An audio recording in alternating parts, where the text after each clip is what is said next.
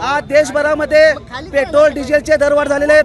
आपल्याला माहीत असेल 22 लाख विद्यार्थ्यांना अंधारात ठेवून या नीट परीक्षेचे पेपर फुटलेले आहेत आणि आपल्याला माहीत असेल सोलापूरच्या खासदार पंडितताई शिंदे यांच्यावर वारंवार हे पालकमंत्री जयकुमार गोरे आक्षेपार्ह वक्तव्य करतात। या निषेधार्थ आम्ही युवक काँग्रेसच्या वतीने भाजपच्या कार्यालयावरती ताईनाथ आंदोलन करीत आहोत। तुम्ही नीटच्या घोषणा दिलेल्या आहेत, नीट बद्दल सांगा काय?